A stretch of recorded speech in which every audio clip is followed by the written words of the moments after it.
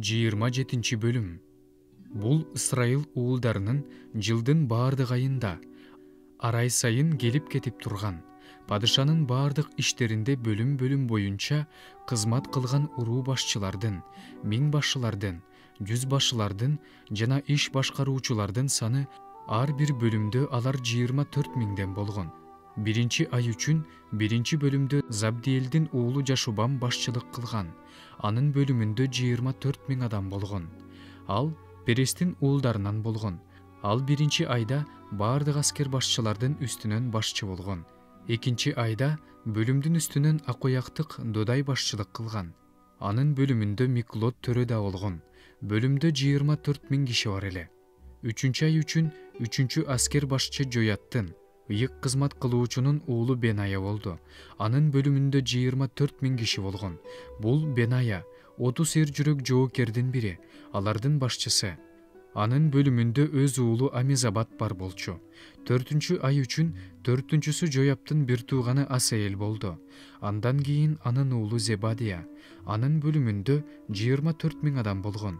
5-чи ай үчүн 5-чиси Жизрахиялык Шамут төрө болду. Анын бөлүмүндө 24 миң адам болгон. 6-чы ай үчүн 6-чысы Текоялык Икештин уулу Ира болду. Анын бөлүмүндө 24 миң адам болгон. 7-чи ай үчүн 7-чиси Пелондук Хелес болду. Ал Эпрайымдын уулдарынан эле. Анын бөлүмүндө 24 миң адам болгон. 8-чи ай үчүн 8-чиси Зерак уруусунан Хушалык Сипхай болду. Анын бөлүмүндө 24 миң адам болгон. 9-чу ай үчүн 9-чусу Бенжамин уулдарынан Анатоттук Абиезер болду. Анын бөлүмүндө 24 миң адам болгон. 10-чу ай үчүн 10-чусу Зерак уруусунан Нетопалык Марай болду.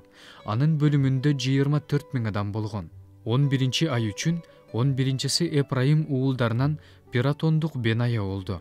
Анын бөлүмүндө 24 миң адам болгон.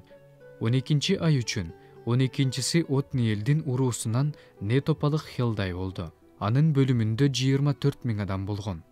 Ал эми Ысрайыл уулдарына коюлган башчылар Рубейнге Зехринин уулу Элиезер, Шимонго Мааханын уулу Шепатия, Лебиге Кемуэлдин уулу Хашабия, Арунга Садок, Жүйүткө Дөөттүн бир туугандарынан Элияб, Исахарга Михаэлдин уулу Омри, Забулунга Обадиянын уулу Жишмая, Напталыга Азриэлдин уулу Жеримот, Эпрайым уулдарына Азазиянын уулу Ошия, Менашенин жарым уруусуна Педая уулу Жоэл, Гилаттагы Менашенин жарым уруусуна Захариянын уулу Идо, Бенжаминге Абенердин уулу Жасиэл, Данга Жерухамдын уулу Азариэл болду.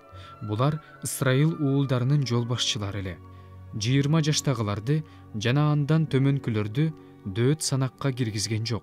Анткени Теңир Ысрайыл тукумун асмандагы жылдыздардай көбөйтөм деп айткан. Серуянын уулу Жояб эсептей баштады, бирок бүтпөй калды. Бул санак үчүн Кудай Ысрайылга каарданды. Бул санак Дөөт падышанын тарыхына кирген жок. Падышанын казыналарынын үстүнөн Адиэл уулу Азмабет коюлду. Ал эми талаадагы, шаардагы, айыл кыштактардагы мунаралардагы кампаларга Узиянын уулу Жонатан коюлду. Талаада иштегендердин үстүнөн дыйканчылыкка Хелуптун уулу Эзри, жүзүмзарларга Рамалык Шимей, жүзүмзарлардагы шарап сакталуучу кампалардын үстүнөн Шепамдык Забди, өрөөндөгү Зайтун жана анжир бактарына Гедейралык Баалканан, өсүмдүк майлары сакталуучу кампаларга Жааш, Шарон жайытындагы Бодо малыга Шарондук Шитрай, өрөөндөгү малыга Адлайдын уулу Шапат, төөлөргө Исмайыл тукумунан Обил, эшектерге Мейрондук Жехдея, майда малга Агрылык Жазис жоопкерчиликтүү эле. Булардын баары Дөөт падышанын мал мүлкүнө жооптуу адамдар. Дөөттүн агасынын баласы Жонатан даанышман адам болгондуктан анын кеңешчиси жана катчысы болду. Хахмоминин уулу Жехиел падышанын уулдарына көзөмөлчү болду. Акитопел падышанын кеңешчиси болду. Архилик Хушай падышанын жан досу болду. Акитопелден кийин Бенаянын уулу Жоят жана Абиатар кеңешчи болду. Ал эми Жояб падышанын аскер башчысы болду.